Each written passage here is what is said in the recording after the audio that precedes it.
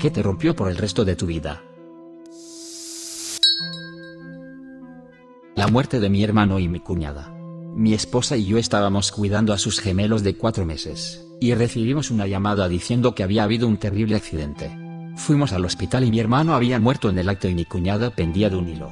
Falleció unos 10 minutos después de que yo llegara al hospital.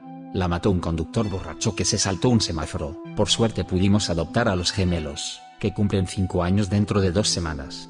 Todavía estoy destrozado por lo de mis hermanos y no creo que mejore nunca. Mi padre me dejó a un lado de la carretera cuando tenía 15 años. Fue lo bastante amable como para ayudarme a llevar todas mis pertenencias por encima de las vías férreas y esconderlas en el maizal, antes de subirse a su camioneta y marcharse. 45 años después, por fin empiezo a confiar en los demás. ¡Qué cagajo! ¿Literalmente te abandonó en un maizal? ¿Por qué? No es que esté diciendo que algo fuera culpa tuya. Es que de verdad quiero saber qué puta locura se le ocurrió para intentar justificar esto. ¿Eras gay? ¿Ateo? ¿Un poco gruñón de adolescente? Llegué a casa a las 10:30 en vez de a las 10. Acabé viviendo todo el invierno en el cobertizo metálico del jardín de la madre de mi amigo, antes de que me encontrara a principios de marzo. Más tarde descubrí que tenía motivos para creer que mi madre le había sido infiel, y pensó que yo no era su hijo. Antes de ese incidente, me hizo detener por la policía estatal por 1 gramo de hierba, y acabé pasando todo el verano en prisión preventiva, y luego en un centro de rehabilitación de drogadictos, donde me acusaron de inventar mentiras cuando les conté por qué estaba ahí. Cuando el Dr. Cohen se enteró de que no le estaba mintiendo, me dijo: ¿qué diablos les pasa a tus padres? De un modo u otro, seguí teniendo mucho éxito económico y me jubilé como ingeniero profesional. Sin embargo, acabo de asimilar toda esta mierda hace apenas 1 año.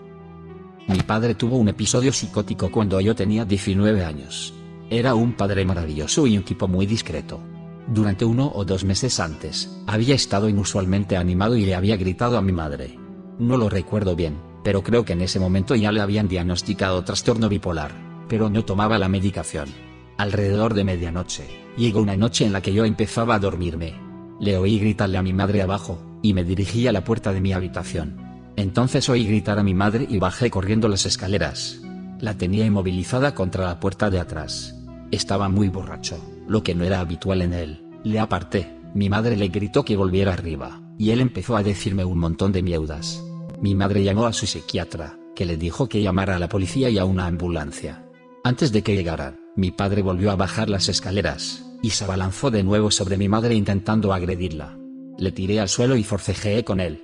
Al final llegó la policía y él volvió a subir. Cuando entraron por la puerta de su habitación estaba catatónico. Lo llevaron a la ambulancia y viajaron con él al hospital. El doctor de guardia le puso en internamiento involuntario porque indicó que sería un peligro para sí mismo o para los demás. Acabó pasando 1 mes en un centro psiquiátrico y le dieron la medicación adecuada. Volvió a casa, me pidió disculpas y me dijo que no recordaba mucho de lo que había pasado, salvo que recordaba que yo le había pegado y que no sabía por qué. Me dijo que me quería y me dio las gracias por proteger a mi madre. Nunca volvió a tener un episodio psicótico, pero nunca volvió a ser el mismo. En los últimos 20 años, su salud no ha dejado de deteriorarse. Ahora tiene diabetes de tipo 2, cardiopatía, Parkinson y demencia. Ya no puede hablar con frases completas ni responder. También está completamente inmóvil en este momento. No recuerdo la última vez que fue realmente el padre con el que crecí. Ver a mi madre perder la batalla contra el cáncer durante 4 años.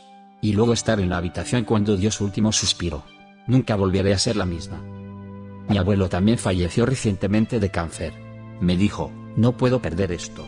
En el peor de los casos será un empate, porque el cáncer se detendrá cuando yo lo haga. Es una pequeña diferencia que ayudó cuando las cosas llegaron al final.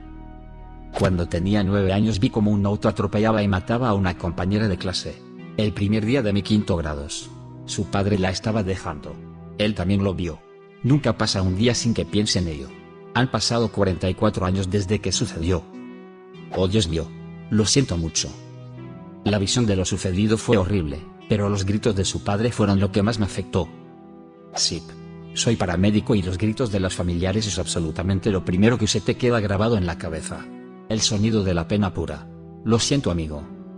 Quemarme vivo en el incendio de una casa. La sala de quemados fue la peor parte. La mitad de mi cuerpo son injertos de piel. Cuando era niño tuve que hacer una investigación en la computadora de mi papá. Cuando entré en Google, escribí y apareció el historial de búsqueda, que decía: divorcio, ninguno de los padres quiere quedarse al niño. Uno pensaría que eso sería lo más duro, pero en realidad lo más duro fue fingir que todo iba bien cuando sabía que no me querían. Debía tener 11, tal vez 12. Mi madre fue adicta al crack durante la mayor parte de mi infancia. Yo solía llorar para que buscara ayuda porque la quería, y siempre me decía que yo era su mejor amiga. Vendió mi virginidad por crack. Yo tenía 11 años. Siento mucho lo que te pasó. ¿Estás bien ahora? Gracias, y estoy de alguna forma bien ahora. Tengo 20, me mudé a los 18, y mi madre sigue viva, pero me dije a mí misma que solo necesito crecer sin ella hasta que esté lista para estar cerca de ella de nuevo. Yo estaba en mi camino al trabajo cuando vi un accidente de moto. Fue justo antes del amanecer y no se podía ver muy claro, solo había faros de los autos que pasaban. Me arrodillé junto a un hombre que estaba sobre su espalda y pude oler la sangre. Miré hacia abajo y vi que tenía la pierna derecha separada del cuerpo desde la mitad de la espinilla hacia abajo. Parecía un muslo de pollo partido por la mitad. Le puse el cinturón por encima de la rodilla e intenté mantenerlo consciente hasta que llegaron los servicios de emergencia. Cuando empezó a salir el sol, me di cuenta de que su pantorrilla estaba a unos centímetros de mi rodilla, y de la cantidad de sangre que había en mi ropa. Decidí ir con el servicio de emergencias al hospital de otra ciudad. Dejé mi auto, mis llaves, cigarrillos y teléfono a un lado de la carretera. Un policía trasladó mi vehículo al arcén. Tardé casi un año en volver a comer pollo. Nunca olvidaré cuando me miró y me preguntó si iba a morir. Le dije, joder, no te dejaré. Nunca olvidaré el sonido que hizo su pie al caer de la camilla al suelo metálico de la ambulancia. El chico se ha recuperado totalmente. Le visité todos los días en el hospital después del accidente. Le hicieron 6 transfusiones de sangre y 2 operaciones. Perdió la pierna de la rodilla para abajo, pero ahora tiene una prótesis. Está en casa con sus 2 hijos y su prometida. Incluso ahora hablamos a menudo. Edit para añadir, esto fue el año pasado en junio. Soy veterano de la Policía Militar del Ejército estadounidense. Gracias a mi formación en el ejército pude mantener la cabeza fría y hacer lo que hice. La investigación policial determinó que había sido atropellada a 145 km por hora. El conductor no se detuvo, pero un transeúnte obtuvo su matrícula y fue puesto a disposición judicial. Tener que reanimar a mi propio bebé de 4 semanas. Darle RCP a mi bebé fue el momento más aterrador de mi vida. Mamá era una adicta al crack que me abandonó a los 6. Papá decidió comerse una bala cuando yo tenía 16 años y me dejó para que lo encontrara. Por suerte estaba oscuro como el infierno, y el shock hace cosas raras a la memoria. Para aquellos que luchan, se pone mejor. Creo sinceramente que esto es exactamente lo que tenía que pasar en mi vida. Soy un adulto bien adaptado que tiene una gran historia que contar. Creo que soy mentalmente más fuerte que la mayoría y, de no haber sido por mi trauma, sería tan blando como la miauda de un bebé. El tiempo cura todas las heridas y el perdón es algo maravilloso. No elegimos nacer, pero podemos elegir cómo vivir y cómo reaccionar ante las cosas que nos pasan. Es lo que es hasta que no es. Malcolm McCormick. Amar a alguien con una enfermedad mental grave no solo me cambió a mí, sino también mi forma de relacionarme con todo el mundo. También me enseñó que decir, deberías, o algo parecido, no está bien. No sabes cómo deberían hacer las cosas los demás. Ahora pregunto a la gente si quieren mi consejo, y si dicen que sí, lo expreso como, en esta situación, creo que yo. Porque literalmente no sabes cómo reaccionarás ante las cosas, y las personas hasta que no estás en el momento. Mi padre fue asesinado por extremistas religiosos. Eso cambió mi vida por completo. Escondiéndome de ellos, escapando, pidiendo asilo político. Las autoridades dejaron su cuerpo a la intemperie durante 18 horas, era verano. Ver su cuerpo me cambió. Tuve que suplicar al hospital que hicieran la autopsia. Tuve que lidiar con esas cosas solo. Ninguno de mis familiares nos ayudó. No lo sé, pero no puedo creer que después de eso siga respirando. Duele tanto que no puedo ni explicarlo.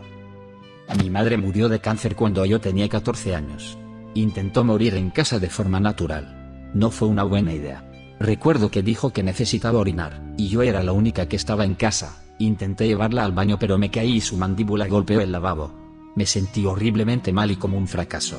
Todavía no he superado ese momento y ahora tengo 56 años.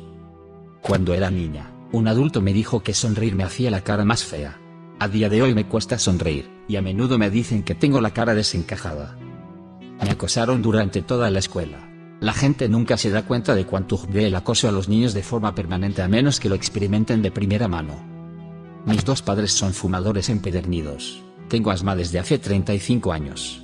Espero que con el tiempo se convierta en poco cáncer de pulmón, aunque nunca he fumado. Mi madre murió de cáncer de pulmón a los 50 años, cuando yo estaba en la universidad.